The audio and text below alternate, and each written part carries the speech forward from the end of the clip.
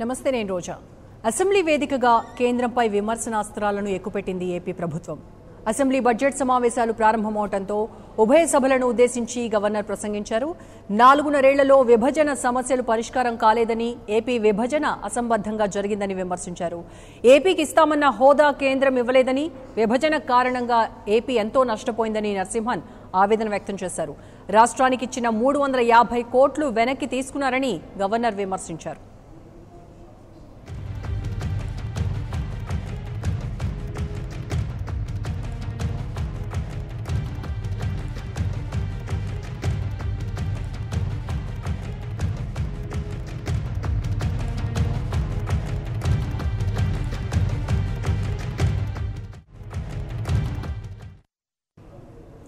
రెండు 2029 నాటికి AP number 1 రాష్ట్రంగా అవతరిస్తుందని గవర్నర్ నరసింహన్ చెప్పారు. జిల్లాల వారీగా అభివృద్ధి ప్రణాళికలు రూపొందిస్తున్నామని, పింఛన్ల మొత్తాన్ని రెట్టింపు చేసి 2,000 ఇస్తామని తెలిపారు. రూరల్ అర్బన్ హౌసింగ్ స్కీమ్ అమలు చేస్తున్నామని, పసుపు కుంకుమ కింద డ్వాక్రా మహిళలకు 10,000 ఇస్తున్నామన్నారు. రైతు రుణమాఫీని పూర్తి స్థాయిలో అమలు చేయనున్నామన్న ఆయన, త్వరలోనే 2 విడతల్లో రుణమాఫీకి చర్యలు తీసుకుంటామని తెలిపారు.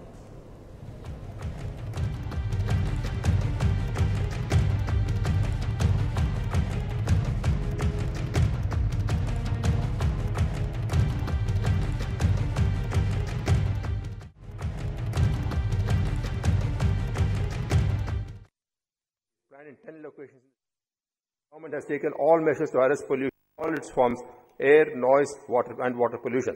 Reflecting its performance, AP state falls under good and satisfactory category as per the Air Quality Index. Though huge amount of rupees 79,357.45 crores was spent on irrigation during the decade 24 to 14, the outcomes were not completed. Neither corresponding irrigation facilities were created for interlinking of rivers to prevent drought in Rayalaseema and other backward regions of the state plan. The Polavaram project achieved several milestones and recently entered the Guinness Book of World Record by pouring 32,315.50 cubic meters of concrete in 24 hours, besides winning the Central Irrigation Power Award. To realize early benefits of Polavaram project, government completed Pattiseema lift scheme and linked 2 major rivers, Godavari and Krishna. The works of Vamsadhara, Nagavali link, Nagavali, Swarnamukhi, Vegavati, Champavati rivers link are in brisk process. It is also proposed to link Godavari, Champavati, Nagavali rivers under Uttarandhra Sujala Sravanti.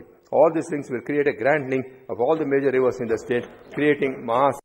The state's growth performance, averaging at 10.66% compared to the All India growth of 7.3%, the highest in the country during this period, only points to the spectacular performance cutting across sectors,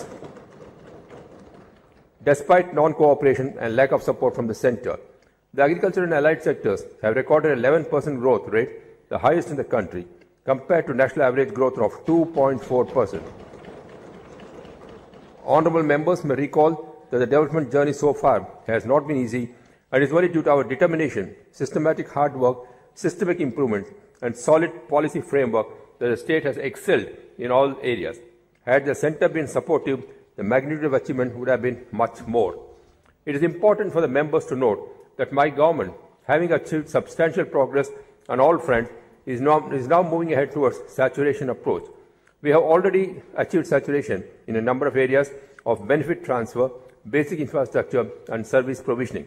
We have laid out a vision for saturation in the remaining areas in the next 5 years, 2019-24. AP assembly సమావేశాల్లో governor ప్రసంగంపై మనం ప్రత్యేక చర్చా కార్యక్రమం చేయబోతున్నాము. అయితే దీనిలో participate అవుతున్నారు analyst ఉక్కళం Sridhar గారు, అలాగే జనసేన నేత శేష్ కుమార్ గారు. నమస్తే అండి, వెల్కమ్ టు అవర్ స్టూడియో. ముందుగా శ్రీధర్ గారు, ఈ రోజు గవర్నర్ ప్రసంగాన్ని కనుక చూసినట్టయితే మీకు ఏమనిపిస్తోంది? ప్రతిపక్షాలు అలాగే విపక్షాలు విమర్శలు పక్కన పెడితే ఒక అనలిస్ట్గా మీరు ఎలా చూస్తున్నారు ఆయన ప్రసంగాన్ని? గవర్నర్ అనే వ్యక్తి హెడ్ ఆఫ్ ద స్టేట్. ఆయన ప్రభుత్వాన్ని ఒక ఓనర్గా, ఆ ప్రభుత్వం అనేది ఏ ప్రభుత్వం అన్నా కూడా ఆ ప్రభుత్వానికి అధిపతిగా, ఆయన హెడ్ ఆఫ్ ద స్టేట్గా ఆయన ప్రసంగం ఉంటుంది. సో గవర్నర్ ప్రసంగం ఎప్పుడైనా ధన్యవాద తీర్మానం కానీ, ప్రారంభ ప్రసంగం కానీ, ఆంధ్ర రాష్ట్ర ప్రభుత్వం అంటే ఏ రాష్ట్ర ప్రభుత్వానికి గవర్నర్గా ఉన్నారో ఆ రాష్ట్ర ప్రభుత్వం రాసిచ్చినటువంటి స్క్రిప్ట్ను వాళ్ళు చదువుతారు. దానిలో భాగంగానే ఆంధ్ర రాష్ట్ర ప్రభుత్వం ఏవి రాసిచ్చిందో ఆయన చదివారు. ఆయన మొదలు పెట్టడమే సమాజమే దేవాలయం, ప్రజలే నా దేవుళ్ళు అని చెప్పిన ఎన్టీ రామారావు స్ఫూర్తితో మేము ఈ రాష్ట్రాన్ని ముందుకు తీసుకెళ్లాలనుకుంటున్నాం అని చెప్పి రెండో సెంటెన్స్ దగ్గర నుంచే ఆయన మొదలుపెట్టారు. ఏమంటే ఆంధ్ర రాష్ట్రాన్ని అడ్డగోలుగా అంటే దాని ట్రాన్స్లేషన్ వీళ్ళు రాసిచ్చినటువంటి భాషలు. అంటే తెలుగుదేశం ప్రభుత్వం తమ ఇంతకాలం ఏమి చెప్పాలనుకుంటున్నారో ఆ వర్డ్స్ ఆ సమ్మరీ అంతా కూలంకుషంగా దాన్ని సారాంశాన్ని సమ్మరీని ఈరోజు శంకులో పోస్తే తీర్థంలాగా గవర్నర్ చేత చెప్పించి దానికి ఒక రూపకల్పనకి పరిపూర్ణత తెచ్చుకునేదానికి తెలుగుదేశం ప్రభుత్వం చేసుకుంది.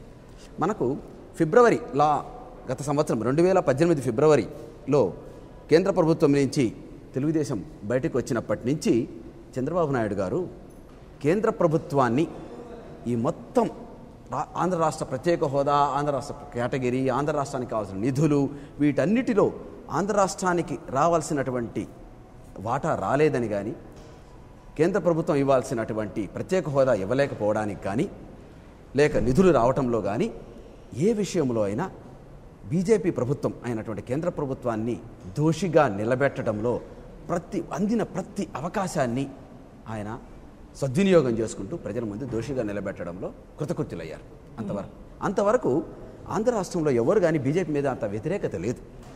కానీ ఫిబ్రవరిలో నుంచి బయటకు వచ్చినప్పటి నుంచి మొట్టమొదటి అవకాశం అవిశ్వాసం ఎన్ని రకాలుగా మలపులు తిరుగుతూ వచ్చినా లాస్ట్కి ఫస్ట్ టర్మ్లో లాస్ట్ ఇయర్ జరిగినటువంటి ఫస్ట్ సెషన్స్లో, బడ్జెట్ సెషన్స్లో అవిశ్వాస తీర్మానం వైఎస్ఆర్ కాంగ్రెస్ పార్టీ, తెలుగుదేశం రెండు ప్రవేశపెట్టగా ఆ సెషన్ అంతా కూడా స్పీకర్ 13 రోజులు 14 రోజులు తీసుకోవటం, ఏఐడిఎంకే రావటం, దాన్ని గందరగోళం పట్టించడం, ఏమాత్రం కేంద్ర ప్రభుత్వానికి చిత్తశుద్ధి లేదు అనేది ప్రపంచమంతా దేశమంతా చాటి చెప్పగలిగే దాంట్లో కృతకృత్యులైంది తెలుగుదేశం పార్టీ. అంటే గవర్నర్ లాంటి వ్యక్తే కేంద్రంపై ఇలాంటి విమర్శలు చేయడంతో ఎలాంటి ఫీల్ వెళ్తుంది? అదే వస్తున్నాను దానికి.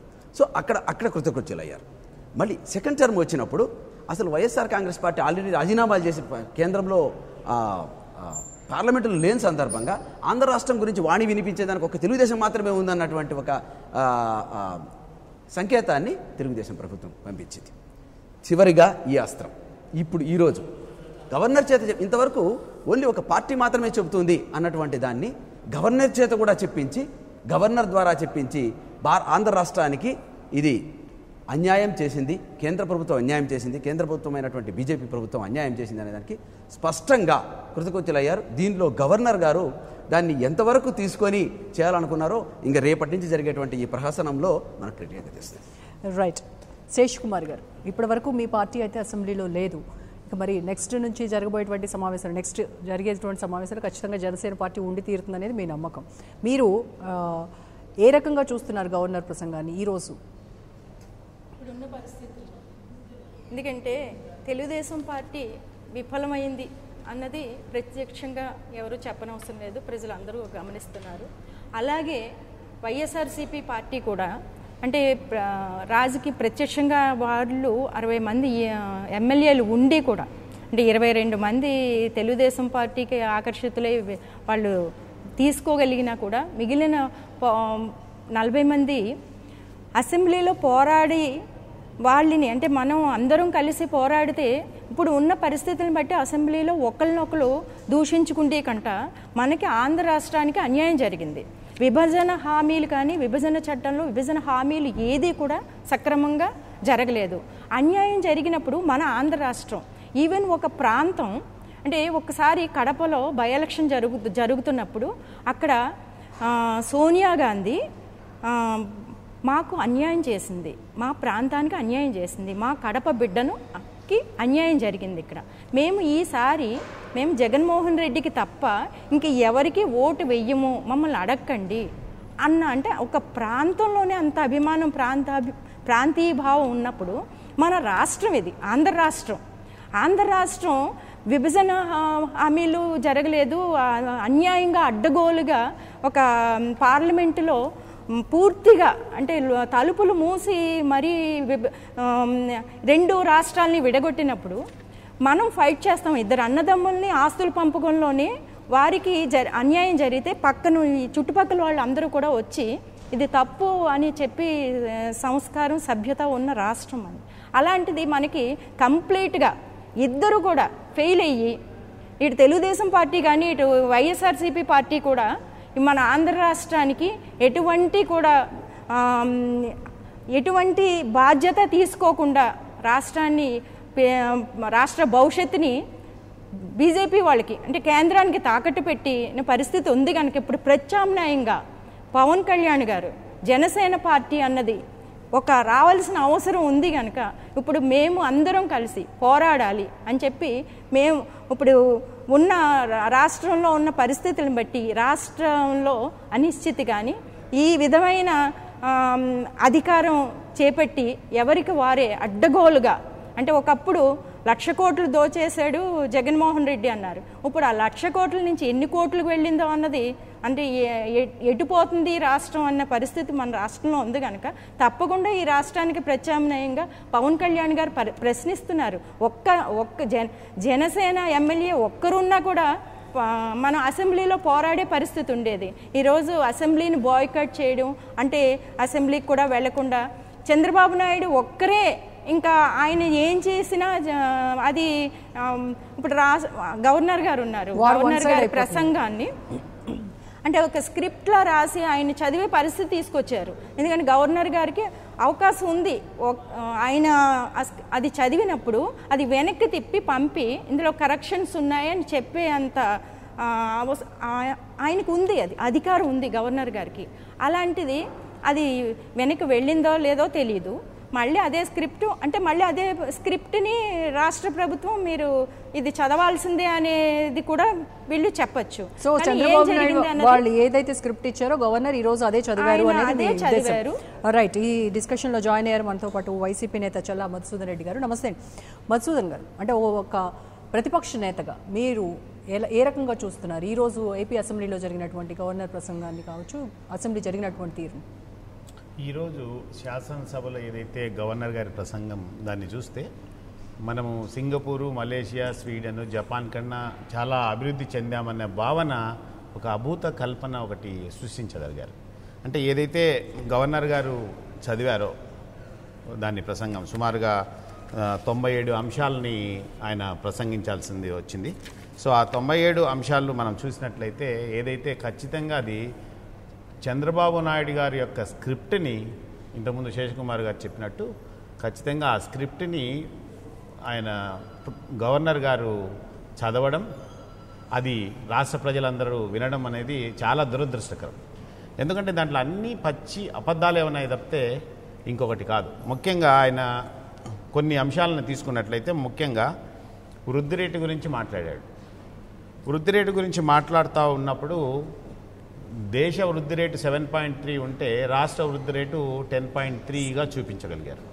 10.66 వాటెవర్. సో రాష్ట్ర వృద్ధి రేటు 10.66 ఉన్నప్పుడు ఖచ్చితంగా మనము చాలా అంటే ఆర్థిక లోటు ఉండాల్సిన అవసరం లేదు, ఎన్నో పరిశ్రమలు రావాల్సిన అవసరం ఉంది, అందరికీ ఉద్యోగాలు వచ్చి ఉండాల్సింది ఇప్పటికీ. కానీ అటువంటిది ఏమీ లేకుండా అంకెల గారడితో ఆ వృద్ధి రేటును చూపించడము, ఆ వృద్ధి రేటు చూపిస్తూ మళ్ళీ ఇదే ప్రసంగంలో ఆయన మరి అది మర్చిపోయి చదివాడేమో గవర్నర్ తెలియదు. కానీ మళ్ళీ దాంట్లో ఏం చదివాడంటే బేసికల్గా ఆయన చెప్పింది ఏంటంటే ఏదైతే మ్యానుఫ్యాక్చరింగ్ సెక్టర్ ఏదైతే ఉందో మ్యానుఫ్యాక్చరింగ్ సెక్టార్లో దేశంలో 54.5% ఉంటే రాష్ట్రంలో 44.5% ఉన్నట్టు చూపించడం జరిగింది. అదే సేవారంగం సర్వీస్ సెక్టర్ తీసుకుంటే 16.5 వృద్ధి రేటు ఉంటే రాష్ట్రంలో 9 వృద్ధి రేటు ఉన్నట్టు చూపించగలరు. అంటే సేవారంగంలో వృద్ధి లేకుండా మ్యానుఫ్యాక్చరింగ్ సెక్టార్లో వృద్ధి లేకుండా ఏ విధంగా వృద్ధి రేటు దేశం కంటే కూడా రాష్ట్రం ఉంది అనేది కూడా ఆయన చెప్పాల్సిన అవసరం ఎంతైనా ఉంది. అంటే మొత్తం అన్నీ కూడా వాళ్ళు ఏదైతే ఒక అబద్ధాలు ఏదైతే పొందుపరిచి దీంట్లో ఇచ్చారో ఈ స్క్రిప్ట్లో, ఆ స్క్రిప్ట్ని యథాతథంగా ఆయన చదవడం తప్పితే ఇంకొకటి కాదు. ఇంకా చాలా విషయాలు అవినీతి, పారదర్శకత అని చెప్పేసి దాని గురించి చదివాడు. అసలు ఈ రాష్ట్రంలో ఈ 4 సంవత్సరాల్లో సుమారు 6 లక్షల కోట్లు దోచుకొని తెలుగుదేశం ప్రభుత్వం మరి గవర్నర్ గారికి మరి కనపడలేదో కాగు రిపోర్ట్స్ సుమారు పట్టిసీమ కావచ్చు లేకపోతే పోలవరంలో కావచ్చు క్లియర్గా కాగు ఎంత అవినీతి జరిగింది, నీరు చెట్టు విషయంలో అయితే సుమారు 35,000 కోట్లు అవినీతి జరిగిందని కూడా క్లియర్గా చెప్పడం జరిగింది. సో అది కనపడడం లేదు మన గవర్నర్ గారికి. సార్ పారదర్శకత అన్నారు. ఎక్కడ పారదర్శకత ఉందండి? అన్ని రహస్య జీవోలే ఉన్నాయి, మనకు తెలియదే ఉంది. అన్ని రహస్య జీవోలే, సుమారు 1000 రహస్య జీవోలు ఈరోజు విడుదల చేయడం జరిగింది. సో పారదర్శకత అంటూ లేదు. సో అంటే అన్నీ కూడా ముఖ్యంగా ఇంకో 2-3 విషయాలు తీసుకుంటే ఈ స్క్రిప్ట్లో ఏదైతే ప్రసంగం ఆయన చదివాడో దాంట్లో డ్వాక్రా మహిళలకు సంబంధించిన అంశాన్ని తీసుకుంటే దాంట్లో సింగిల్ ఇన్స్టాల్మెంట్లో 10,000 ఆర్థిక సహాయం చేశామని చెప్పేసి క్లియర్గా దీంట్లో రాసింది. వాస్తవంగా జరగబోయేది ఏముంది? దాన్ని 3 విడతలుగా ఇవ్వబోతున్నాం. మొదటి విడతలో 2,500 రూపాయలు, మూడో విడత పోస్ట్ డేటెడ్ చెక్స్ ఇస్తామని చెప్పి నిన్ననే వాళ్ళు స్టేట్మెంట్ క్యాబినెట్ నిర్ణయం కూడా తీసుకునింది. కానీ ఇక్కడ ఈ ప్రసంగంలో చూస్తే 10,000 ఆర్థిక సహాయం ఒక సింగిల్ ఇన్స్టాల్మెంట్లో ఇచ్చినట్టు అన్ని ప్రతిదీ ఈబీసీ. అయితే గవర్నర్ ప్రసంగంలో కనుక మనం చూస్తే మీరు ఏదైతే పోరాడుతున్నారో, మీరు ఏదైతే చెప్తున్నారో అది కూడా ఆయన అక్కడ చెప్పడం జరిగింది. ఆ ఒక విషయం ఏంటి అంటే కేంద్రం నుంచి సహకారం లేదు, విభజన హామీల అమలు, ఇవన్నిటి గురించి కూడా ఆయన మాట్లాడారు. ఇది ఒకటి విభజన, రాష్ట్ర విభజన చట్టము సమస్యల గురించి మాట్లాడారు. విభజన చట్టం రాష్ట్ర విభజన ఎవరి ద్వారా జరిగింది? కాంగ్రెస్ ద్వారా జరిగింది. ఆ కాంగ్రెస్ ఈరోజు ఎవరితో ఉంది? తెలుగుదేశంతో ఉంది. గతంలో బీజేపీతో ఆయన 4 సంవత్సరాలు ఎన్డీఏలో ఉన్నాడు.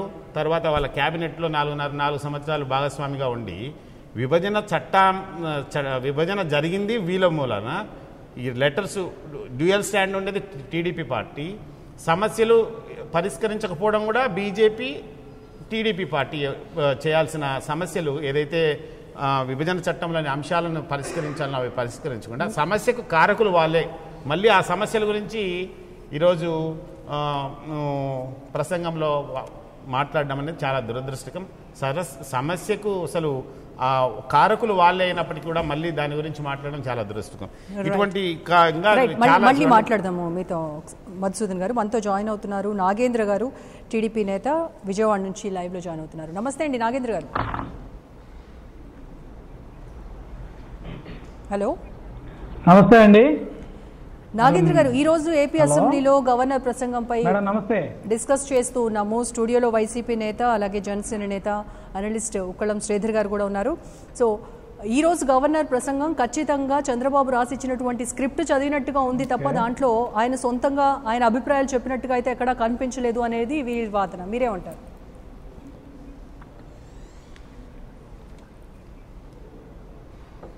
అమ్మ, ఈరోజు గవర్నర్ ప్రసంగం చూసిన తర్వాత ఆంధ్రప్రదేశ్ ప్రజానీకం ఏదైతే ప్రజల గొంతు అసెంబ్లీలో వినిపించింది అనుకున్నారు. ఈరోజు గవర్నర్ ఈరోజు ఏదైతే మాట్లాడారో అది ప్రజల నోటి నుంచి వచ్చే వాక్కులే. ఇంకొకటి ఏంటంటే ఏదైతే గవర్నర్ గారు మేము రాసిచ్చిన స్క్రిప్ట్ సాధ్య పరిస్థితులు అయితే లేరు అన్నది జగమెరిగిన సత్యం.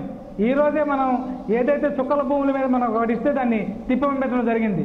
అంటే దీన్ని బట్టి గవర్నర్ సొంత నిర్ణయాలు తీసుకుంటున్నారు తప్ప స్వయం ప్రకాశితం కాదు. ఆయన స్వయం ప్రకాశితమే, వేరే వాళ్ళ మీద ఆధారపడైతే చేయట్లేదు అనేది రాజ్యాంగ విరుద్ధంగా ప్రజాస్వామ్యాన్ని కూలి చేసి 4 మంత్రుల్ని కూడా ఆయన ప్రమాణ స్వీకారం కూడా చేయించాడు. అది మర్చిపోతున్నారు. ఖచ్చితంగా మీ ఇన్ఫ్లుయెన్స్ కి గురవుతున్నాడు.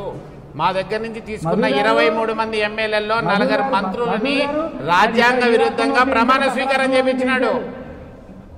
ఆయన గురించి కూడా మళ్ళీ మీరు మాట్లాడుతున్నారు ఏదో ప్రజల గొంతుగా ప్రజల నాడి వినిపించాడు, ప్రజల మాట వినిపించాడని. ఏదైతే అధినాయకుడి మీద నమ్మకం లేక వాళ్ళ నియోజకవర్గాల అభివృద్ధి కోసం సంతలో పశువులు కొన్నట్టు కొనుక్కొని మళ్ళీ మీరు మాట్లాడుతున్నారు. స్పష్టంగా చెప్తా ఉన్నారు మా నాయకుడితో ఈ రాష్ట్ర అభివృద్ధి జరగదు. మల్లికార్జున రెడ్డి మీ పార్టీ నుంచి వైఎస్ఆర్ కాంగ్రెస్ పార్టీకి వచ్చాడు. అది మీ మీద నమ్మకం లేక వచ్చాడా? పదవిలో ఉండి ఎమ్మెల్యేగా ఉండి విప్పుగా ఉండి వైఎస్ఆర్ కాంగ్రెస్ పార్టీకి వచ్చాడు. అది మీ నాయకుడి మీద నమ్మకం లేక వచ్చిన నాయకుడు కూడా చెప్పాడు. ఏదైతే మా పార్టీలోంచి నాయకుడు మల్లికార్జున రెడ్డి కూడా చెప్పాడు నా నియోజకవర్గంలో ఇంతవరకు మీరు డిస్క్వాలిఫై చేసే ధైర్యం లేక మళ్ళీ మీరు మాట్లాడుతున్నారు మీడియా ముందుకు వచ్చి. 500 కోట్ల రూపాయలు మా నియోజకవర్గంలో అభివృద్ధి జరిగిందని చెబుతా ఉన్నారు. మేం మాట్లాడతాక మేము మాత్రమే అర్హులు, మాకు మాత్రమే హక్కు ఉంది. ఈ రాష్ట్రంలో ప్రజా ప్రయోజనాలను రాష్ట్ర అభివృద్ధిని కాంక్షించే పార్టీ తెలుగుదేశం పార్టీ. మేం మాత్రమే ప్రజల నాడిని వాడిని గురించి మాట్లాడగల హక్కు ఉంది మాకు. మా ఒక్కరికి మాత్రమే ఉన్న హక్కు అది. మీరు మాట్లాడటానికి మీరు దోచుకునేదానికి దాచుకునేదానికి మీకున్న హక్కు అంతే, వేరేది ఏమీ లేదు. మీకు రాష్ట్ర అభివృద్ధి కాబట్టదు, ప్రజా సమస్యలు కాబట్టవు, రాష్ట్ర ప్రయోజనాలు కాబట్టవు. మీరు దోచుకోవడం దాచుకోవడంలో గత 4 సంవత్సరాలుగా మీరు మునిగి ఉన్నారు కాబట్టి ఇవన్నీ ఏమి కనబడాలా మీకు? ప్రజలందరికీ తెలుసు. ఎవరు తండ్రిని అడ్డం రెండు సంవత్సరాలు ఆగండి, 2 నెలలు ఆగండి. ఎవరు ఇంటికి వెళ్తారో చూద్దాం. ఏం చేస్తాడో 16 నెలలు భవిష్యత్తులో తెలుగుదేశం పార్టీ కనుమరుగయ్యే పరిస్థితి ఉంది. 2 నెలల తర్వాత తెలుసుకోండి మీరు. ఏదైతే దోచుకుని దాచుకుని 16 నెలలు జైల్లో ఉన్నాడు. మా నాయకుడికి లేదు, స్టేల్ తెచ్చుకోలేదు, పారిపోలేదు, ధైర్యంగా ఎదుర్కొంటున్నాం. అది జ్యుడిషియల్ కస్టడీ అనేది అర్థం చేసుకోవాలా. జైల్లో ఉండడం మాత్రాన దోషి కాదు. ఒక నిమిషం ఆగండి నాగేంద్ర గారు. ఈ రోజు ప్రసంగంలో చూస్తే కేంద్ర సహకారం లేకపోయినా ఒక నిమిషం నాగేంద్ర గారు ప్లీజ్ చెప్పండి మేడం. కేంద్ర సహకారం లేకపోయినా రాష్ట్రం వివిధ రంగాల్లో అభివృద్ధి సాధించడం విశేషం అని ఆయన మాట్లాడారు. ఏ రంగాల్లో అభివృద్ధి సాధించింది అనేది ప్రజలు కూడా తెలుసుకోవాలనుకుంటున్నారు. అట్ ద సేమ్ టైం విపక్షాలు అలాగే ప్రతిపక్షాలు అన్నీ కూడా చాలా ఇంట్రెస్ట్గా ఉన్నాయి.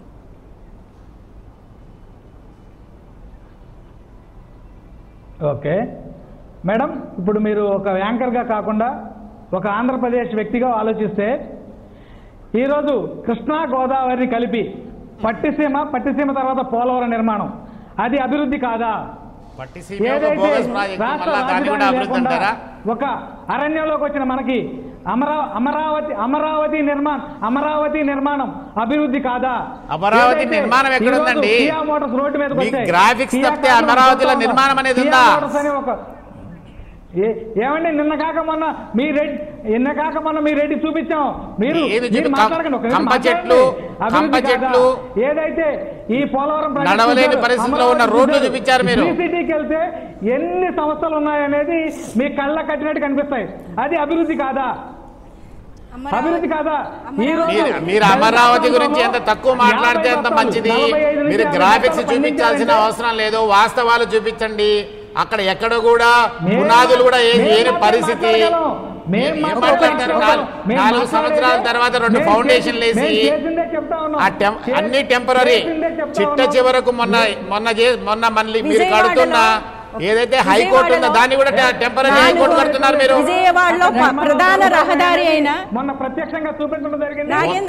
శాశ్వత నిర్మాణం అనేది అక్కడ ఉందా? విజయవాడలో ప్రధాన రహదారి అయినా 400 కోట్లతో ఒక ఫ్లైఓవర్ కట్టలేకపోయారు. 4.5 సంవత్సరాలు పూర్తయింది. ఇంక 2-3 సంవత్సరాల్లో 2-3 నెలల్లో పూర్తి అయిపోతుంది.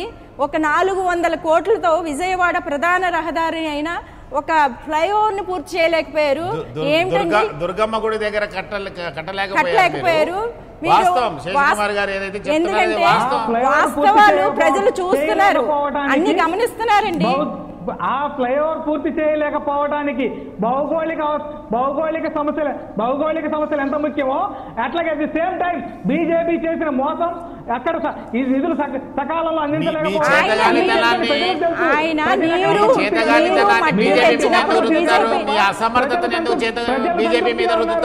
ప్రజలు సంతృప్తిగా ఉన్నారు. అట్ ది సేమ్ టైం 2.5 లక్షల కోట్లు అప్పు తీసుకొచ్చారు. 400 కోట్లు కేంద్రం నుంచి కావాలా మీకు? 2.5 లక్షల కోట్లు ఎక్కడ ఖర్చు పెట్టారు మీరు? 2.5 లక్షల కోట్ల అప్పులు ఈ రోజు చేశారు. రాష్ట్రం ఏర్పడినప్పటి నుంచి ఇప్పటి వరకు 90,000 కోట్ల అప్పు ఉంటే ఈరోజు ఒక్క 4.5 సంవత్సరంలో 1,50,000 కోట్ల అప్పు చేశారు. ఎక్కడ అభివృద్ధి ఎక్కడ కనిపించింది? ఉత్పాదక రంగంలో ఎక్కడ పెట్టారు మీరు? రిటర్న్స్ ఎక్కడ ఉన్నాయి? మీరు దోచుకోవడం కాక ఏం చేశారు? 1,50,000 కోట్లు ఒక ఇండస్ట్రీ కట్టారా? లేకపోతే ఒకటి ఏమైనా ప్రజలకు ఉపయోగపడే పని ఏమైనా చేశారా? ఏం చేయకుండానే మీరు గత 4.5 సంవత్సరాలుగా చేస్తుంది అదే. అందుకే అనాల్సి వస్తుంది.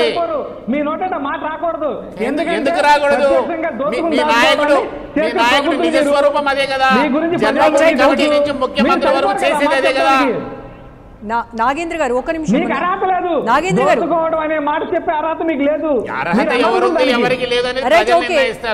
నాగేంద్ర గారు పార్టీలు పని కట్టుకొని మీ ప్రభుత్వాన్ని విమర్శిస్తున్నాయి, మీ అభివృద్ధి వాళ్ళకు కనబడట్లేదు అని అంటారు. Okay fine, right. Okay, analyst కూడా ఉన్నారు కదా మన స్టూడియోలో, ఆయన అభిప్రాయం కూడా తెలుసుకుందాం. శ్రీధర్ గారు, వీళ్ళ అభివృద్ధి గురించి, రాష్ట్ర అభివృద్ధి గురించి మీరే ఉంటారు. మిత్రులు చెప్పినట్టుగా ఇప్పుడు ఆంధ్ర రాష్ట్ర అభివృద్ధి గురించి 10.66 రేటు, వేరే మొత్తం కంట్రీ 7.3% అన్నారు కదా. ఇప్పుడు మనం ఎప్పుడు అభివృద్ధి అనేది ఎలా డిస్ట్రిక్ట్ తీసుకుంటాం, మనం ఇంతకుముందు ఎక్కడి నుంచి ఎక్కడికి వరకు వెళ్ళామనేసి. ఆల్రెడీ ఎగ్జాంపుల్గా ఆంధ్ర రాష్ట్రంలో 10 పరిశ్రమలు ఉంటే ఒక పరిశ్రమ వస్తే 10% పెరిగినట్టు. కాబట్టి అది అభివృద్ధిగా చెప్పుకొని ఇంతకుముందు 10 ఉన్న చోట ఒకటి వస్తే 10% చెప్పుకోవడం అభివృద్ధి కాదండి. ఆ లెక్కను చూసుకుంటే ఆంధ్ర రాష్ట్రం 200% కూడా చూపించుకోవచ్చు. ఎందుకంటే అక్కడ జీరోలో ఉన్నింది ఇంతకుముందు, ఒకటి వచ్చినా కూడా దాన్ని ఏమి లేని చోట జీరో పక్కన ఒకటి పెడితే 100% పెరిగినట్టు. సో మనం దాన్నే ప్రామాణికంగా ఆ పర్సంటేజ్ చూపించేసి భుజం చూపించేసి ఇంతకుముందు కూడా 2004లో ఏమైందో మనకు తెలుసు, నంబర్లంతా రాంగ్ నెంబర్లు చూపించుకొని ఈ ఐటీని నమ్ముకొని ఓన్లీ బాహ్యంగా కనపడేటువంటి నంబర్లను చూపించుకొని దాన్ని భుజం చూపించి చేసుకుంటే మనల్ని మనం మోసం చేసుకోవడం తప్పనిచ్చి ఏమీ లేదు. ఓకే, గవర్నర్ ప్రసంగం గురించే మీరు ఒక క్వశ్చన్ వచ్చింది. గవర్నర్ గారికి స్పష్టంగా ముఖ్యమంత్రి వాళ్ళ ఆఫీస్ నుంచి ఖచ్చితంగా స్క్రిప్ట్ వెళ్తుంది ముందే, అంటే ఏమి మాట్లాడాలనే విషయం స్పష్టంగా వెళ్తుంది. దాన్ని గవర్నర్ స్పష్టంగా వెనక్కి పంపించవచ్చు. సో మరి ఈ ఇంతవరకు చేయనటువంటి ఆ పనిని, ఇంతవరకు ఇలాంటి ప్రసంగం ఇంతకుముందు వచ్చి ఉంటుంది, ఆయన వెనక్కి పంపించి ఉంటారో మనకు తెలియదు. కానీ ఈరోజు మాత్రం ఆయన కూడా స్పష్టంగా దీన్ని ప్రజల ముందుకి పంపించాలనో లేకపోతే ఆయన ఆంధ్ర రాష్ట్రం మధ్య తన ఎందుకు ఘర్షణ పెట్టుకోవాలని అనుకున్నారో ఏమో తెలియదు. స్పష్టంగా గవర్నర్ గారు దీన్ని ఉన్నది ఉన్నట్లే ముఖ్యమంత్రి ఆఫీస్ నుంచి వచ్చిన దాన్ని యాజ్ ఇట్ ఈస్ చదివేశారు. అది స్పష్టంగా అర్థమవుతుంది. లేకపోతే ఆ మొదటి 4-5 సెంటెన్సెస్ ఖచ్చితంగా అలాగే ఉంది అనమాట. చాలా కాలం వేచాం, కేంద్రం తాము చేసిన హామీలను నెరవేర్చలేకపోతుందని మేము కోరుకుంటున్నాం. ఓకే, 350 కోట్ల రూపాయలు 7 జిల్లాలకు గాను ఇచ్చినటువంటి అభివృద్ధి కోసం ఇచ్చినటువంటి డబ్బులను కేంద్ర ప్రభుత్వం మళ్ళీ వెనక్కి తీసుకుంది. నీతి ఆయోగ్ వాళ్ళు యూటిలైజేషన్ సర్టిఫికెట్స్ వచ్చినా కూడా అంటే యాజ్ ఇట్ ఈస్ ఏ భాష మాట్లాడుతున్నారో ఆ భాష యాజ్ ఇట్ ఈస్ ఇంగ్లీష్లో చెప్పారు. ఓకే, సో మనకు స్పష్టంగా అర్థమవుతుంది. సరే, ఇంకా రాష్ట్రం ఒక రాజకీయ పార్టీ ఆ ప్రభుత్వంలో కూర్చున్నప్పుడు ఇంకా అంతకంటే మనం ఏం ఎక్స్పెక్ట్ చేసేది ఏం లేదు, వాళ్ళు అదే చేస్తారు, ఎవరైనా అదే చేస్తారు. ఓకే, కానీ ఇవన్నీ ప్రశ్నించడానికి మనం ఓట్లేసినటువంటి వైఎస్ఆర్ కాంగ్రెస్ పార్టీ బాధాకరం ఏంటంటే ఇక టీవీలో కూర్చొని మాట్లాడే బదులు అసెంబ్లీలో కూర్చొని మాట్లాడితే బాగుంటుందని ఇప్పటికీ కోరుకుంటున్నాం.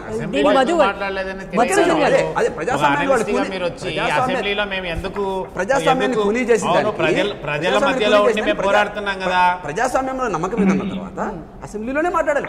వాళ్ళు అడ్డంగా దేశంలో ఇది చాలా దుర్మార్గం. ఒక పార్టీ గుర్తు మీద గెలిచినటువంటి ఎమ్మెల్యేని వేరే పార్టీ వాళ్ళు తీసుకోవడం అనేది అసలు ఏ విధంగానూ వాళ్ళు జస్టిఫై చేసుకోలేరు. ఏ రాజకీయ పార్టీ, ఇప్పుడు తెలంగాణలో టీఆర్ఎస్ చేసినా అదే, అక్కడ ఆంధ్రప్రదేశ్లో తెలుగుదేశం చేసినా అదే, తప్పు కాదు. అసలు ప్రజాస్వామ్యాన్ని కూలీ చేసేటువంటి పని అది ప్రజాస్వామ్యం. సో అలాంటి దాన్ని ప్రశ్నించే ఉండాలి కానీ బయట కూర్చొని మాట్లాడితే మేము ప్రజలకు ఓటేసాం కాబట్టి బాధపడుతున్నాం. అరే ఓటేసి గెలిపించిన తర్వాత మా ఎమ్మెల్యే బయట కూర్చున్నాడు ఏంది అని మా బాధ. మా ఎమ్మెల్యే బయట కూర్చొని మాట్లాడుతున్నాడు, మా వెంట వచ్చేసి అన్లిస్టెడ్ సార్ మేము ఓటేసిన వాళ్ళం సార్, మా బాధ అది. మేము ఓటేసాము, మేము మీకు ఓటేసాము, మీరు బయట కూర్చున్నారు కాబట్టి మమ్మల్ని అవమానం పనిచేయదు, మా బాధ అది. ఓకే, సరే, అదే ప్రజల్లో ఉండి పోరాడుతున్నామా లేదా అనేది మీరు చూడాలి. నేను ఓటేసిన వాడిని అండి, నేను ఓటేసిన వాడిని, నేను కోరుకుంటున్నా మీరు లోపల ఉండాలి. నేను బయట ఉంటానంటే నేనేం చేస్తా? మీకు నేను ఓటేసి గెలిపించి అసెంబ్లీలో ఉండమని నేను చెప్పాను, మీరు నన్ను నిరుత్సాహపరిచారు. నిర్దిష్టంగా మేము సార్ అంటే మీరు అనుకుంటారా మేము అనుకోవాలన్నా? ప్రజలు మేము వేసిన ఓట్లు మీకు, ప్రజలు మేము ఓటేసాము, మీరు లోపల ఉండండి నేను చెప్పినాము. మా ఇష్టం మేము ఇట్లాగే బయట ఉంటామంటే మేమేం చేయలేదు. లోపల ఉన్నా కూడా నెక్స్ట్ టైం మీరు లోపల ఉంటారు, వాళ్ళు బయటికి పోతారు, మేమేం చేయాలా? అంటే లోపల ఉండి ఎందుకు మాట్లాడడం లేదు అంటున్నారు. 3.5 సంవత్సరాలుగా మేము మాట్లాడాం.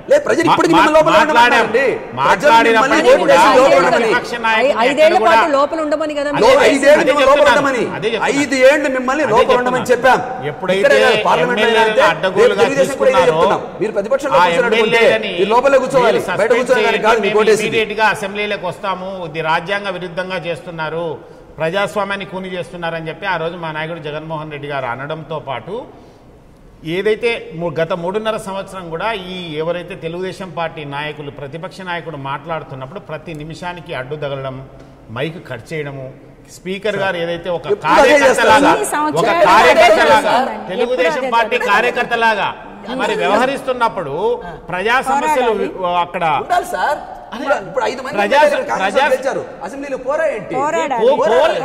అవునండి. ఎప్పుడు కూడా ఒకే స్పష్టంగా చెప్పండి, మాకు ప్రతిపక్షంలో జీవితంలో కూర్చోబెట్టకండి, ప్రతిపక్షంలో కూర్చోబెడితే మేము బయటనే ఉంటాం. అది కాదు వాస్తవంగా ఎందుకు మేము ప్రతిపక్షంగా మేము అక్కడికి లోపలికి వెళ్ళలేం లేదు అనేది మా నాయకుడు క్లియర్ గా కేటగిరికల్ గా చెప్పారు. స్పష్టం చేయండి సార్. ఫ్యూచర్ లో కూడా ప్రతిపక్షంలో కూర్చోబెడితే మేము బయటనే ఉంటాం. అసెంబ్లీకి ఆ విధంగా ఎప్పుడు అనలేదు, ఆ విధంగా ఎప్పుడు అనలేదు. మేము డిమాండ్ చేశాం, స్పీకర్ డిమాండ్ చేశాం, మీరు బర్తరఫ్ చేయండి, సస్పెండ్ చేయండి, మేము ఇమీడియట్ గా వస్తాము, అంతవరకు బయట ఉండే పోరాడతామని చెప్పి మా నాయకుడు బయట ఉండి సాధించింది. శేష్ కుమార్ గారు బయట ఉండి ఏం సాధించారు? ఈ రోజు 1000 రూపాయల నుంచి 2000 రూపాయలు పెంచాడంటే ఇది ఖచ్చితంగా జగన్మోహన్ రెడ్డి గారి విజయం తప్ప వేరే వాళ్ళ విజయం కాదు. లేదంటే ఇంకా ఈరోజు డాక్రా మహిళలకు ఇస్తామన్న 10,000 రూపాయలు కూడా వైఎస్ఆర్ కాంగ్రెస్ పార్టీ మా నాయకుడు జగన్మోహన్ రెడ్డి గారు ప్రజల్లో ఉండి ప్రజల తరపున పోరాడుతున్నాడు కాబట్టి ఈరోజు లాస్ట్ చివరిగా 2 నెలలైనా కూడా ఇస్తానని చెప్పేసి అంటున్నాడు. ఎన్ని గంటలు ఉన్నారు మీరు కళ్ళుండి చూడలేకపోతే నేను చేయగలిగేది ఏం లేదు. మా నాయకుడు రోజుకు 10 రోజులు అవును సార్, రోజుకు 10 గంటలు మా నాయకుడు ప్రజల్లో ఉన్నది మీరు చూడలేకపోతే అది ప్రభుత్వం మీద ఒత్తిడి కాదా? అది ప్రభుత్వం మీద ఒత్తిడి కాదా? అసెంబ్లీలో మాట్లాడితే అసెంబ్లీలోనే మాట్లాడాలా, బయట మాట్లాడకూడదు. అసెంబ్లీకి వెళ్ళమని కదా మిమ్మల్ని అనేది ఆయన వాదన. ప్రజాస్వామ్యాన్ని చేస్తామంటే సంతలో పశువులన్నట్టు కొన్నట్టు కొంటా ఉంటాం. ఇప్పుడు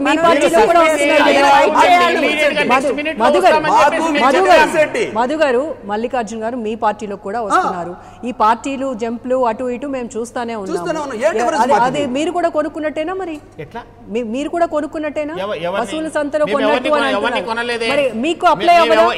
ఆ రూల్ మీకు అప్లై అవ్వదా? గతంలో నంద్యాల ఎలక్షన్ లో శిల్పా చక్రపాణి రెడ్డి గారు వచ్చినప్పుడు ఎమ్మెల్సీ పదవికి రాజీనామా చేపిస్తే గానీ లోపలికి తీసుకోలేదు, మేము మా పార్టీలకు చేర్పించుకోలేదు. నిన్న మేడా మల్లికార్జున రెడ్డి గారు తెలుగుదేశం ఎమ్మెల్యే వస్తే కూడా మా నాయకుడు జగన్మోహన్ రెడ్డి గారు మీరు రాజీనామా చేసినప్పుడే మా దగ్గరికి రాండి అని చెప్పి క్లియర్ గా చెప్పిన. ఆయనకి ఎమ్మెల్యే పదవితో పాటు విప్ ఉంది. మేము ప్రజాస్వామ్యాన్ని పరిరక్షిస్తూ ప్రజాస్వామ్య విలువలని మేము కాపాడుతూ పోతున్నాం తప్పితే మేము ప్రజాస్వామ్యం ఎక్కడ కూడా మేము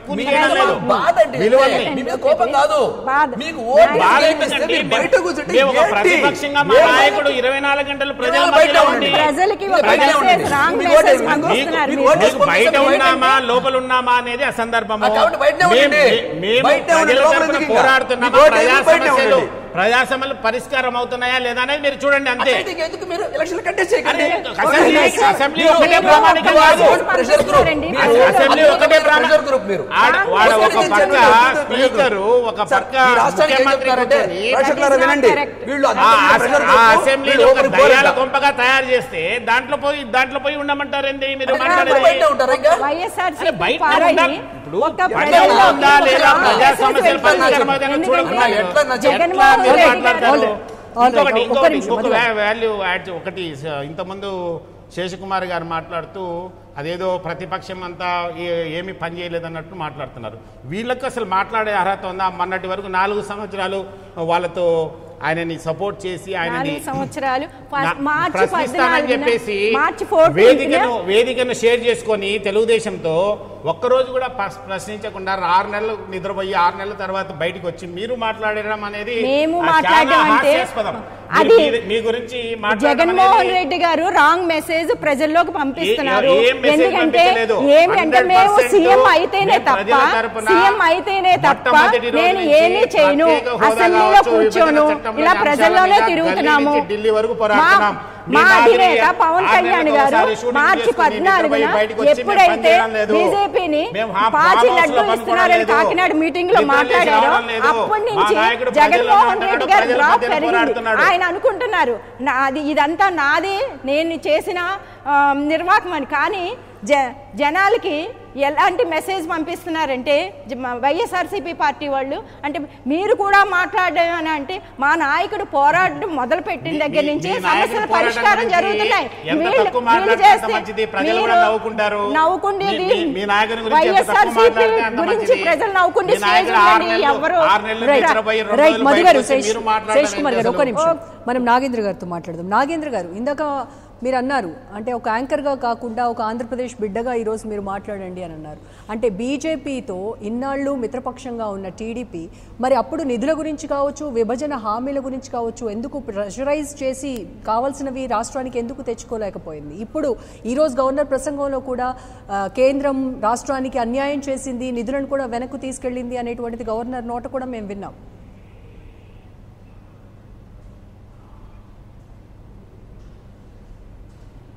అమ్మా చెప్పండి, దీనికి మీరు సమాధానం చెప్పాలి. ఏదైనా కాదమ్మా, మనం విభజన హామీలు తీర్చవలసింది కేంద్రం మాత్రమే. ఈరోజు ఏ ప్రభుత్వం కేంద్రంలో ఉన్నా కూడా విభజన హామీలు ఇవ్వవలసిన పార్టీ కేంద్రంలో ఉన్న పార్టీకి మనం మద్దతు ఇచ్చాం.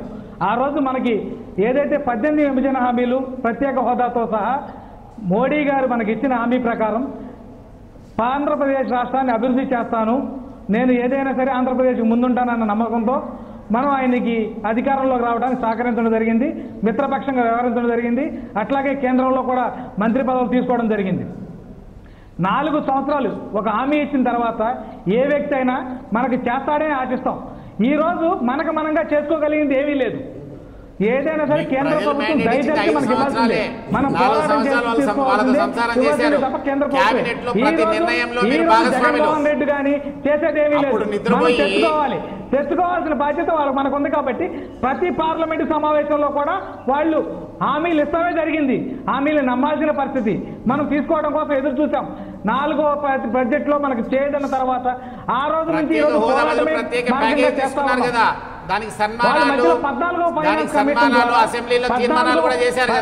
మధు గారు ఆగండి, మధు గారు ఒక నిమిషం. ఏదైతే 14వ ఫైనాన్స్ కమిషన్ ప్రత్యేక హోదాకి అడ్డంకిగా ఉందని చెప్పిన తర్వాత ప్రత్యేక ప్యాకేజీ హామీ ఇచ్చారు.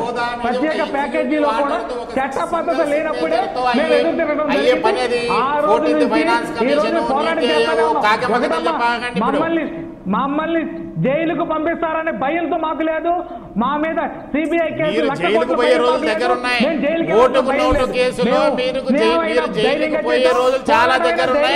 3 నెలల తర్వాత మీ నాయకుడు చంద్రబాబు నాయుడు జైల్లోనే ఉంటాడు, ఎక్కడ బయట ఉన్నాడు. ఇప్పుడు జీవితకాలం అంతా జైల్లో ఉంటాడు. 16 స్టేలు ఉన్నాయి. 16 స్టేలు ఉన్నాయి. సుమారు 6 లక్షల కోట్లు దోచుకున్నారు మీరు. మాకేంటి భయం? అక్కడ మాకు మిగిలిన జీవిత కాలం అంతా చంద్రబాబు నాయుడు 3 నెలల తర్వాత జైల్లో గడపాల్సిందే. కోట్లతో భయపడి ఎప్పుడు తెలుగుదేశం పార్టీ మీకు హామీ గురించి ఆ ప్రస్తావనే ఉండదు. 3 నెలల తర్వాత మాట్లాడలేరు మీరు. మీకు హక్కు లేదు, మీకు అర్హత లేదు. ఎవరికి లేదు, ఎవరికి ఉంది ధైర్యంగా చేస్తాం. మీరు కాదు ఫస్ట్ పాయింట్. తెరచాటు స్నేహం చేయలేదు, తెర బయట ధైర్యం చేయలేదు. రైట్ మధు గారు, ప్రజల నిర్ణయానికి మేము ఎప్పుడు సన్నద్ధంగా ఉన్నాం. ప్రజలు కూడా మా కోసం ఎదురు చూస్తా ఉన్నారు. మరలా ఎలక్షన్ లో మమ్మల్ని గెలిపించడం చూస్తా ఉన్నారు. సర్వే రిపోర్ట్లు చూసుకోండి సార్, ఇప్పుడే టైమ్స్ నౌ నుంచి వచ్చింది. ఆ సర్వే రిపోర్ట్ అన్నా చూసుకోండి. ఇంగ్లీష్ ఛానల్స్ అన్ని చెప్తున్నాయి. సుమారు 52% వైఎస్ఆర్ కాంగ్రెస్ పార్టీ వైపు ఉన్నాయి. మీకున్నది 30% అని చెప్పేసి క్లియర్ గా చెప్తున్నాయి నేషనల్ ఛానల్స్ కూడా. మీరు అధికారంలోకి వస్తున్నామన్న భ్రమంలో బతకండి. ప్రజలు మమ్మల్ని అధికారంలో ఉంచుతారు. అధికారంలోకి వచ్చి చూపిస్తాం.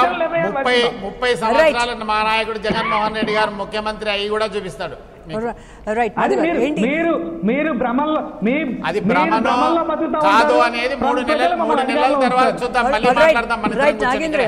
నాగేంద్ర గారు మీరు ప్లీజ్ లైవ్ లో ఉండండి. అలాగే మధు గారు మీరు అంటున్నారు మేమే అధికారంలోకి వస్తామని అంటారు. ఎవరికి వారు వాళ్ళ నమ్మకంతో ఉన్నారు. మీ అభివృద్ధి మంత్రం ఏంటి అసలు? అభివృద్ధి మంత్రం మా నాయకుడు మా జగన్మోహన్ రెడ్డి గారి కష్టమే. మా గత 2014లో ఎట్లా సక్సెస్ అవుతారు అనుకుంటున్నారు? ఎన్నికల్లో మీరు సక్సెస్ అయ్యి జగన్మోహన్ రెడ్డి సీఎం అవుతారు అనేది మీ కాన్ఫిడెన్స్ ఎలా? ఏంటి? కాన్ఫిడెన్స్ కాదండి, కాన్ఫిడెన్స్ కాదు, ఓవర్ కాన్ఫిడెన్స్ అంతకన్నా కాదు. ఎందుకంటే గత ఎలక్షన్స్ లో 2014లో తెలుగుదేశం పార్టీకి మాకు వైఎస్ఆర్ కాంగ్రెస్ పార్టీ కేవలం 5 లక్షల ఓట్లు మాత్రమే, కేవలం 1.4% మాత్రమే డిఫరెన్స్ ఉంది. సో ఆ రోజు తెలుగుదేశం పార్టీ బీజేపీతో వాటెవర్ జనసేన పార్టీతో కావచ్చు వీళ్ళందరితో కలిసి పోటీ చేసిన పరిస్థితి. మేము సింగిల్గా వెళ్ళాం. ఈరోజు వాళ్ళ పరిస్థితి అంటే తెలుగుదేశం పార్టీ కాంగ్రెస్తో ఉంది, కానీ కాంగ్రెస్ కూడా కలిసి వెళ్ళే పరిస్థితి లేదు, వాళ్ళకి అంత ధైర్యం లేదు. ఎందుకంటే తెలంగాణలో ఒకసారి విఫలమయ్యారు కాబట్టి కాంగ్రెస్లో వెళ్ళే పరిస్థితి వాళ్ళకి లేదు. అంతర్గతంగా ఏదైనా అండర్స్టాండింగ్ చేసుకుంటే చేసుకోవచ్చు. ఏ విధంగా చూసుకున్నా అవన్నీ అలయన్స్లు ఇవన్నీ కాకపోగా మా నాయకుడు జగన్మోహన్ రెడ్డి గారు ప్రత్యేక హోదా మీద కావచ్చు, విభజన చట్టంలోని అంశాల మీద కావచ్చు, 2014 నుంచి ఇప్పటి వరకు ప్రతి నిత్యము అనునిత్యము మా పార్టీ నాయకులు జగన్మోహన్ రెడ్డి గారు ప్రజల్లోనే ఉన్నారు, ప్రజల తరఫున పోరాడుతున్నారు. దానివల్ల ప్రజల్లో విశ్వాసం పెరిగింది, ప్రజల్లో జగన్మోహన్ రెడ్డి గారి మీద నమ్మకం పెరిగింది. జగన్మోహన్ రెడ్డి గారు అయితేనే రేపు ప్రత్యేక హోదా తీసుకురాగలరు, విభజన చట్టంలోని అంశాలని సాధించగలరని ఈరోజు ప్రజలు నమ్ముతున్నారు. అవి సర్వేలు కూడా చెప్తున్నాయి. సో మేము ఖచ్చితంగా అధికారంలోకి రాబోతున్నాం. మా నాయకుడు జగన్మోహన్ రెడ్డి గారు ముఖ్యమంత్రి అవుతాడు. ప్రత్యేక హోదా ఖచ్చితంగా మా అజెండానే, మా పార్టీ యొక్క ఏదైతే అజెండా ఏదైతే ఉందో అది ఖచ్చితంగా ప్రత్యేక హోదానే అజెండా. ప్రత్యేక హోదా ఇచ్చిన వాళ్ళకే మేము మద్దతు, పోస్ట్ అలయన్స్ ఏదైతే ఉంటుందో అది ఖచ్చితంగా వాళ్ళకే మద్దతు ఇస్తాం, సాధిస్తామని చెప్పి మా నాయకుడు జగన్మోహన్ రెడ్డి గారు చెప్పారు. సో మేము ఖచ్చితంగా గెలవబోతున్నాం. గెలవడమే కాదు, 5 సంవత్సరాలు కాదు, మా నాయకుడు 30 సంవత్సరాలు ముఖ్యమంత్రిగా కూడా ఉంటాడు. జనరంజక పాలన ఏదైతే రాజశేఖర రెడ్డి గారి పరిపాలన ఏ విధంగా ఉన్నిందో రాజన్న రాజ్యం మాదిరి 30 సంవత్సరాలు ఉండబోతుంది. 30 సంవత్సరాలు అంటే అదేంటి 30 సంవత్సరాలని ఫిక్స్ అయిపోయారు అంటే? మా నాయకుడు విజన్ అలా ఉంటుంది. మా నాయకుడు ఏదైనా ఒకటి సాధించడంలో ఆయనకున్న పట్టుదల, ఆయనకున్న మొండితనం కావచ్చు, మీరు మొండితనం అనండి, పట్టుదల అనండి, ఏదైనా అనండి, ఆయన ఖచ్చితంగా అనుకున్నది సాధించగలడు. ఆ ప్రత్యేక హోదా కావచ్చు, అభివృద్ధి, రాష్ట్ర అభివృద్ధి కావచ్చు, ఖచ్చితంగా సంక్షేమ పథకాలు కావచ్చు, ఏవైతే నవరత్నాలు అని చెప్పేసి అన్ని వర్గాల ప్రజలకు, ఏదైతే రైతులకు కావచ్చు, లేకపోతే కార్మికులకు కావచ్చు, నకిలీ రత్నాలు అని ప్రతిపక్షాలు వాళ్ళకి అన్ని తెలుగుదేశం పార్టీకి అన్ని నకిలీగానే కనిపిస్తాయి. ఎందుకంటే వాళ్ళకి దోచుకోవడం దాచుకోవడం తప్పితే వేరేది తెలియదు కాబట్టి వాళ్ళ దృష్టి అంతా కూడా ఏ విధంగా కొత్త స్కీమ్స్ పెట్టేసి అన్న క్యాంటీన్ అనో లేకపోతే ఇంకొకటనో పెట్టడం, దోచుకోవడం దాచుకోవడం తప్పితే వాళ్ళ గురించి ఎంత తక్కువ మాట్లాడితే అంత మంచిది. శేష్ కుమార్ గారు, మీ పార్టీ నుంచి కూడా అదే కాన్ఫిడెన్స్ కనబడతా ఉంది. మీ అధినేత ఎక్కడికి వెళ్ళినా, పబ్లిక్ మీటింగ్స్లోకి వెళ్ళినా ఆయన్ని సీఎం అని అరుస్తూ ఉన్నారు, వింటూ ఉన్నాం మేము. మీ కాన్ఫిడెన్స్ ఏంటి మీ పార్టీ అధికారంలోకి వస్తుంది అనడానికి? బేసిక్గా మా అధినేత సీఎం అవ్వాలని కోరుకోవట్లేదు, ప్రజలు కోరుకుంటున్నారు. ఆయన సీఎం అయితే ఇప్పుడున్న పార్టీలు, 2 పార్టీలు వాళ్ళే ఒప్పుకుంటున్నారు, ఒకళ్ళు చిన్న దొంగ, ఒకళ్ళు పెద్ద దొంగ. ఎందుకంటే 1,00,000 కోట్లు దోసేసిన దొంగ అని ఒకప్పుడు జగన్మోహన్ రెడ్డి గారిని అన్నారు. అలాగే ఇప్పుడు 6 లక్షల కోట్లు దోచేశాడు చంద్రబాబు నాయుడు అని వాళ్ళే ఒకరినొకరు అభియోగం చేసుకుంటున్నారు. మేము ఎవరిని ఇన్ని కోట్లు దోచేశారని చెప్పి పారదర్శకత అన్న ఒక ఎగ్జాంపుల్ తో పారదర్శకంగా పరిపాలించాలని ఎవరైనా కూడా ఆయన అంటున్నారు. ఎవరైనా కూడా ఒక్కరితోనే స్టార్ట్ అవుతుంది. జగన్మోహన్ రెడ్డి గారు సీఎం అవ్వాలి అనుకుని ఈ రోజు విషయం కాదు, అది ఆయన తండ్రి రాజశేఖర రెడ్డి గారు పోయినప్పుడే ఆయన సీఎం అవ్వాలనుకున్నారు. అది కాకుండా కాంగ్రెస్ తోటి ఒక రాష్ట్రం ఏమైపోతుంది అనుకుంటే ఒక చక్కగా మీరు ఎలా దారుణంగా మాట్లాడినా ఏం మాట్లాడినా మా గురించి మాట్లాడడానికి అవినీతి అభియోగాలు కానీ ఒకసారి మనం పార్టీలో చేసేమన్నది కానీ ఏమీ లేదు. మీరేం మాట్లాడడానికి మీకు హక్కు లేదు, నైతిక బాధ్యత లేదు.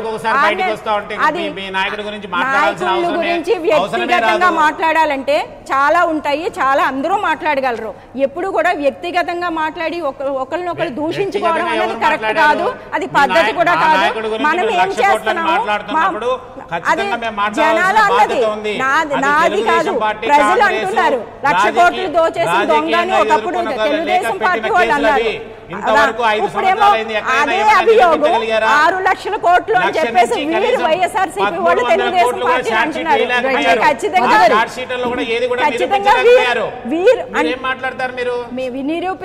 నిరూపించబడం ప్రతి శుక్రవారం ఆయన హాజరు కావుతున్నారు. ఇంకా అభియోగం మాత్రమే అవి ఉండొచ్చు, అది ఓకే దోషి కాదు, కానీ జరుగుతుంది కదా, ప్రజలందరూ చూస్తున్నారు. ఆయన వెళ్తున్నారు, ప్రజల మీద నా మీద కేసు పెడితే నేను ఎలాగ జ్యుడిషియల్ కస్టడీ మీకు తెలియదా? జనాలు ప్రజలు గమనిస్తున్నారు. మీరు నేను వాదించుకున్నంత మాత్రాన్ని కాదు, ప్రజల ఎవరికైనా కూడా ఆయనే చెప్పారు మధు గారు 30 సంవత్సరాల విజన్ ఉంది, మా నాయకుడు ముఖ్యమంత్రిగా 30 సంవత్సరాలు ఉంటారు అని చెప్పి.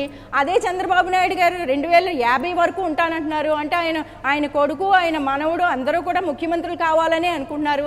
మేము ముఖ్యమంత్రి కావాలన్నది మా ఎజెండా కాదు, మా నాయకుడు పోరాటం చేస్తానన్నాడు. ఒకళ్ళున్నా ఇద్దరున్నా 10 మంది ఉన్నా 50 మంది ఉన్నా మేము అసెంబ్లీలో పోరాటం చేస్తాము. ఏం చేస్తారంటే మాకు 1,00,000 కోట్లు దోచేయడానికి ఎక్కడ ఆయన తండ్రి ముఖ్యమంత్రి కాదు, ఆయన తండ్రి ముఖ్యమంత్రి కాదు, పవన్ కళ్యాణ్ గారు తండ్రి ముఖ్యమంత్రి కాదు 1,00,000 కోట్లు దోచుకోవడానికి. ఆయన ఒక ఇప్పుడే చెప్పాను వ్యక్తిగతంగా. అలా అంటే జగన్మోహన్ రెడ్డి గారి గురించి కామెంట్స్ చాలా ఉంటాయి. వ్యక్తిగత దోషులు తెలియనోడు ఆరోపణలు చేస్తేనో లేకపోతే కేసులు పెడితేనో మీరు మాట్లాడతారు. 1,00,000 కోట్లని 1,00,000 కోట్లు 5 సంవత్సరాలు అయింది, ఎప్పుడైనా నిరూపించగలిగారా మీరు? అంటున్నప్పుడు 1,00,000 కోట్లు అన్నది జగన్మోహన్ రెడ్డి గారి మీద ఉన్న అభియోగం అది. Right okay. శ్రీధర్ గారు, గవర్నర్ ప్రసంగానికి వద్దాం మళ్ళీ. ఇక్కడ తెలంగాణ అసెంబ్లీలో గవర్నర్ ప్రసంగం పైన కూడా చాలా విమర్శలు వచ్చాయి. మిగతా పార్టీలన్నీ కూడాను ఇక్కడ కేసీఆర్ ప్రభుత్వం రాసిచ్చినటువంటిదే ఆయన చదివారు అనేటువంటిది మనం విన్నాం. ఇప్పుడు కూడా సేమ్ సీన్ ఇక్కడ కూడా రిపీట్ అవుతా ఉంది ఏపీ అసెంబ్లీలో. అంటే ఎందుకు ఇలాంటి పరిస్థితి వస్తుందంటారు? గవర్నర్ స్థాయి వ్యక్తి, ఆయనకి మనం అనుకున్నట్టుగా వెనక్కి పంపేటువంటి అధికారం ఉన్నా కూడా ఎందుకు ఈ రకంగా జరుగుతుందంటారు? అసలు గవర్నర్ వ్యవస్థ ఎలా ఇష్టమైంది కదమ్మా, అక్కడి నుంచే వచ్చింది మొదలు. ఎందుకంటే మనకు 1984 నుంచి చూసుకుంటే అసలు భారతదేశంలో గవర్నర్ వ్యవస్థ వద్దు అని కోరుకున్నది నందమూరి తారక రామారావు గారు. ఆయనే ఫస్ట్ ఈ గవర్నర్ వ్యవస్థ లోపభూయిష్టంగా ఉంది, కేంద్రం పంపించిన కీలుబొమ్మలు అని చెప్పేసి స్పష్టంగా ఆ రోజు నుంచి ఫైట్ చేసుకుంటూ వచ్చి అసలు ఆంధ్ర రాష్ట్ర ప్రభుత్వాలకి సరైనటువంటి స్వయం ప్రతిపత్తి కలిగినటువంటి సిస్టమ్ లేకపోవడం వల్ల ఈ గవర్నర్ వ్యవస్థ అనేది ఎక్కడ దానికి ఒక విధులు అనేది స్పష్టంగా లేని దానివల్ల గవర్నర్ వ్యవస్థ అనేది ఊరికే అట్లా ఒక కేంద్రం పంపించినటువంటి ఒక క్యారెక్టర్ లాగా మిగిలిపోతున్న దానివల్ల ఏ ప్రభుత్వం వచ్చినా, ఏ గవర్నమెంట్ వచ్చినా, ఏ రాజకీయ పార్టీ వచ్చినా మరొక పార్టీ వాళ్ళని దుమ్మెత్తి పోసుకోవడానికి జరుగుతుండే తంతే. దాంట్లో అంతకు మించి ఈరోజు ఈ డిస్కషన్ జరిగింది. నెక్స్ట్ అసెంబ్లీ ఫామ్ అవుతుంది 2019 జూన్లో. ఇప్పుడు వైఎస్ఆర్ కాంగ్రెస్ పార్టీ వస్తుంది, వాళ్ళు రావచ్చు, ఎవరైనా రావచ్చు, వైఎస్ఆర్ కాంగ్రెస్ రావచ్చు, ఏ పార్టీ అయినా కూడా రాజకీయ పార్టీ పెట్టేది వాళ్ళు ముఖ్యమంత్రి కావడానికే. ప్రజాశాంతి పార్టీ ఇప్పుడే చూస్తున్నా స్వీప్ చేస్తుందని చెప్తున్నారు కేఏ పాల్ గారు. సో ఎందుకు సార్ నవ్వుతారు? కావచ్చు కదా, కావాలనే కదా కోరుకోవాల్సింది. ఎవరికి వాళ్ళకి జోకే పాపం. కేఏ పాలన అడిగితే మిమ్మల్ని జోక్గా చూస్తారు ఆయన మనమంతా జోక్ అని చూస్తున్నాడు ఆయన. ఓకే, ఏ పార్టీ అయినా రాజకీయ పార్టీ పెట్టేది ప్రజలకు సేవ చేయడానికి, ప్రజల గొంతుకు వినిపించడానికి. అధికార పక్షంలో ఉంటే అధికార మార్గం ద్వారా వాళ్ళు చేయడానికి, ప్రతిపక్షంలో ఉండి అధికార పక్షం మీద ఒత్తిడి పెట్టడానికి. మిగతా పార్టీలన్నీ కూడా ప్రజల గొంతుకు వినిపించడానికే ఉంది.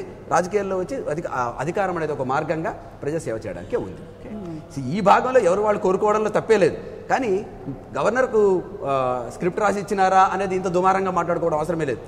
కాదంటే మనం కోరుకునేది ఏంటంటే వాళ్ళ లోపల ఉంటే బాగా ఈరోజు ఇదంతా వీళ్ళు చెప్పినట్టుగానే పేపర్లు చెప్పి ఇసిరేసి ఇవన్నీ చేశారు కదా. ఇంతకుముందు గతంలో తెలుగుదేశం చేసింది, కాంగ్రెస్ చేసింది, ఇక్కడ కాంగ్రెస్ టీఆర్ఎస్ చేసింది, అందరూ అదే చేసినారు. అది చేసినప్పుడే వాళ్ళు కనీసం చూపించుకోగలరు ప్రజల దగ్గర. ప్రజలకు మేము ఇంత చేస్తున్నాం బాబు, మీరు స్క్రిప్ట్ వాళ్ళు రాయించారు, ముఖ్యమంత్రి రాయిస్తే గవర్నర్ చదివినారని చెప్పుకునేదాన్ని. నెక్స్ట్ టైం వాళ్ళు చేయకుండా చూస్తారని మేము ఆశిస్తున్నాం సార్, మీరు అలాంటి స్క్రిప్టే రాయించకుండా ఉంటారనేసి. సో మీ ఉద్దేశం అయితే అక్కడే ఉండి పోరాడాలి అనేది లేదు. మీరు లోపల ఉన్నప్పుడే వాళ్ళు స్క్రిప్ట్ రాయిస్తారని అనకుండా ఉండాలని మేము కోరుకుంటున్నాం అంటున్నా. స్వాతంత్రం కోసం ఆరోపించకూడదని కోరుకుంటున్నాం. అటువంటి స్క్రిప్ట్ మళ్ళీ మీరు అలాగే మీరైనా మంచి చేస్తారని తప్పకుండా ప్రతిపక్షంలో ఏదైతే చేయగలమో దాన్ని అదే స్క్రిప్ట్ లో పెడతాము మేము. అదే కాదు సార్, ఒకవేళ ప్రతిపక్షంలో ఉంటే అసెంబ్లీకి పోవాలని కోరుకుంటున్నాం. అధికార పక్షంలో ఉంటే రెండు చెప్తున్నా. అధికార పక్షంలో ఉంటే స్క్రిప్టులు రాసి ఇవ్వకూడదని, ప్రతిపక్షంలో ఉంటే మళ్ళీ అసెంబ్లీకి వెళ్ళాలని కోరుకుంటున్నాం ప్రజల తరఫున. రెండు కరెక్ట్గా చెప్తున్నాం, మేము ఎప్పుడు సమంగానే చెప్తున్నాం. స్వాతంత్రం తెచ్చిన గాంధీ గారు గొప్పవారండి, అలా ఇచ్చిన ఎలిజబెత్ రాణి గొప్పవారు. ఎందుకంటే పోరాడి తెచ్చుకోవాలి. స్వాతంత్రం తెచ్చిన సమరయోధుడని గాంధీ గారినే మనం స్మరిస్తాం తప్ప ఈ ఎలిజబెత్ రాణి మనకి ఇచ్చారు, మన దేశాన్ని మనకి ఇచ్చారని ఎవరు స్మరించరు. అలా మనం పోరాడాలి. చంద్రబాబు నాయుడు ఏదో అన్నారని, లేదంటే వాళ్ళు ఏదో నవ్వుతున్నారని నవ్వుతే మనం రియాక్ట్ అయ్యి మనం ప్రతిదానికి కౌంటర్ ఇవ్వగలగాలి, సమాధానం చెప్పగలగాలి. అది చేత కానప్పుడు మనం అసెంబ్లీని వాకౌట్ చేయడం కాదు, మనం ప్రజల్లోకి వెళ్ళి ఏం చెప్తాము? నన్ను వాళ్ళు చంద్రబాబు నాయుడు వాళ్ళు స్పీకర్ వాళ్ళు మా మాట వినట్లేదు, మమ్మల్ని మాట్లాడనివ్వట్లేదు అని చెప్పి ప్రజల్లో తిరుగుతున్నాం అంటే ఎప్పటికీ ఈయన ముఖ్యమంత్రి కాకపోతే ప్రజల్లోనే తిరుగుతాడా అని చెప్పి రాంగ్ మెసేజ్. జగన్మోహన్ రెడ్డి గారు కానీ ప్రజలు ఏమనుకుంటారండి? ఒక నైతిక బాధ్యత ఉందండి మనకి, ఒక నైతిక బాధ్యత ఉంది. మనల్ని ప్రజలు ఎన్నుకుంటారు, ఓటేసి గెలిపించారు. అది మనం వెళ్ళి మన తరపున మన బాణి అసెంబ్లీలో వినిపించాలని ప్రజలు కోరుకుంటారు. అది కాదు నేను రోడ్ల మీదే ఉంటాను ముఖ్యమంత్రి అయ్యే వరకు అనుకుంటే అది మన ఇప్పుడు ఎందుకంటే అక్కడ మీకు మాట్లాడే అర్హత లేదంటున్నారు. అదే ఒక్కళ్ళున్నా కూడా అక్కడ ఆ బాణి వినిపించే కెపాసిటీ జనసేన పార్టీకి ఉంది. నవ్విన నాపచేను పండుతుంది, నవ్విన నాపచేను పండుతుంది. ఇలాగే అనుకుని 2014లో మేమే సీఎం, మేమే అధికారంలోకి వచ్చేస్తున్నాం అనే ఓవర్ కాన్ఫిడెన్స్ తో ఏం జరిగిందో అన్నది జనాలు చూశారు, ప్రజలందరూ చూశారు. ముందు ఓవర్ కాన్ఫిడెన్స్ తగ్గించుకుంటే ఒకసారి నాగేంద్ర గారు నాగేంద్ర గారు గ్రామ జిల్లా రాష్ట్ర స్థాయి 3 అంచెల పరిపాలనలో రానున్న 5 ఏళ్లకు అవసరమైనటువంటి విజన్ రూపొందిస్తున్నామన్నారు. అది ఏ రకంగా ఉండబోతోంది ఏమైనా కాస్త చెప్తారా మాకు?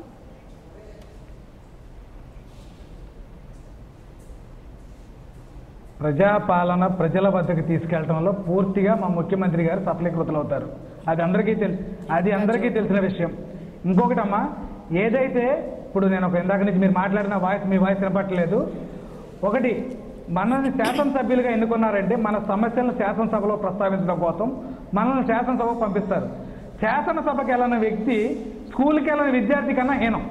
ఎందుకంటే స్కూల్కి వెళ్ళకపోతే తల్లిదండ్రులు మాట్లాడే అర్హతే లేదు. దాని గురించి సంతలో పశువులను కొన్నట్టుకొని ఒక ఎమ్మెల్యేని 20 కోట్లకు కొని మీరు మాట్లాడతారు. మణిగాంధీ చెప్పాడు నేను డబ్బులు తీసుకొని నేను పార్టీ మారాను. కర్నూలు ఎమ్మెల్యే, కర్నూలు జిల్లా కొడుమూరు ఎమ్మెల్యే మణిగాంధీ చెప్పాడు ప్రభుత్వం ద్వారా డబ్బులు కమ్మడిపోయారని ఒక ఎమ్మెల్యేనే చెప్పినప్పుడు మళ్ళీ ఏదో మాట్లాడతారు.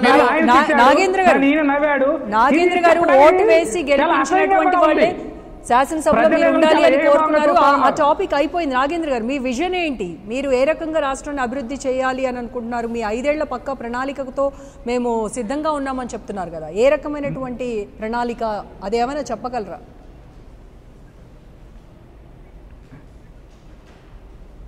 అభివృద్ధి, సంక్షేమం రెండు రైలు పట్టాల లాంటి రెండింటిని కూడా ఏకతాటి మీద నడిపించగల శక్తి మా నాయకుడికి ఉంది.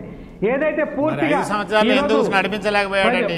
ప్రజా సంక్షేమ పాలన మొదటి 5 సంతకాలకే దిక్కు దివానం లేదు. మళ్ళీ మీరు మాట్లాడతారు. ఏదైతే మొదటి 5 సంతకాలు పెట్టారో రైతు రుణమాఫీ కావచ్చు, డ్వాక్రా రుణమాఫీ కావచ్చు, బెల్ట్ షాపులు కావచ్చు, లేకపోతే ఎన్టీఆర్ సుజల స్రవంతి కావచ్చు, ఎటువంటి హామీ నెరవేర్చకుండా మొదటి 5 సంతకాలకి విలువ లేనప్పుడు ఈ రోజు మళ్ళా కొత్త ఓట్లు 2019 ఎలక్షన్స్ వస్తున్నాయని కొత్త హామీలు ఇస్తూ మీరు ప్రజలను మభ్యపెట్టే కార్యక్రమం తప్పితే మీరు అభివృద్ధి చేసింది ఏంది? నిజంగానే మీరు అభివృద్ధి చేసి ఉంటే మేము ఇది చేసాం మాకు ఓటేయండి అని చెప్పి ధైర్యంగా ఎందుకు అడగలేకపోతున్నారు? మీరు కొత్త హామీలు ఎందుకు ఇస్తున్నారు? ఇప్పుడు చిట్ట చివరిగా రాష్ట్రాన్ని సర్వనాశనం చేసి ఏదో ఒక విధంగా మళ్ళీ అధికారంలోకి రావాలని ఒక దురుద్దేశంతో ముందుకు పోతున్నారు తప్పితే మీకు రాష్ట్ర అభివృద్ధి పట్టదు, ప్రజా సంక్షేమం అవసరం లేదు. కేవలము అసెంబ్లీలో ప్రస్తావించలేని దద్దమ్మలు మీరు అసెంబ్లీలో ప్రస్తావించలేని అసెంబ్లీలో మాట్లాడకపోయినా ప్రజల మధ్యలో ఉండి చంద్రబాబు నాయుడు మెడలు వంచి ఈ రోజు ప్రజలకు ఉపయోగపడే కార్యక్రమాలు చేస్తున్నాం మీతో. చంద్రబాబు నాయుడు గారు రైట్ అండి, రైట్. నేను చెప్తా ఉన్నాం, హక్కు ఓటు అడిగే హక్కు ఉన్న ఏకైక పార్టీ మాది మాత్రమే. మా నాయకుడికి మాత్రమే ఓటు అడిగే హక్కు ఉంది. నాగేంద్ర గారు ఒక్క మాట అండి, ఇప్పుడు మేనిఫెస్టోలో పెట్టిన ఏ అంశానన్నా ఏదైనా పూర్తిగా దానికి న్యాయం చేయగలిగారా చంద్రబాబు నాయుడు గారు? ఓటు రాజకీయం అని చెప్పి పాదయాత్ర చేస్తూ కాపులకి సంవత్సరానికి 1000 కోట్లు ఇస్తానన్నారు. మీరు నేను మాట్లాడుకున్నంత మాత్రాన కాదు. సార్ ఒక్క మాట అండి, 1000 కోట్లు సంవత్సరానికి 1000 కోట్లు ఇస్తానన్నారు. అందులో 500 కోట్లు మాత్రమే అంటే పూర్తిగా వెళ్ళింది. 600 కోట్లు కంప్లీట్ గా ఖర్చుల కింద లెక్కలు రాశారు. అడ్డం పెట్టిన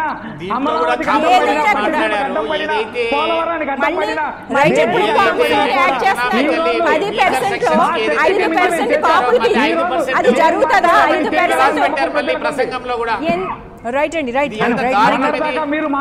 ఒక నిమిషం. జరగని హామీలు మేనిఫెస్టోలో పెట్టినది చాలా రైట్ అండి. Okay, right. Thank you so much Nagendra గారు, విజయవాడ నుంచి లైవ్ లో పార్టిసిపేట్ చేస్తున్నందుకు. మధుసూదన్ గారు, శేష్ కుమార్ గారు, శ్రీధర్ గారు, థ్యాంక్ యూ సో మచ్ అండి. ఇది వాళ్ళ స్పెషల్ డిస్కషన్. Stay tune.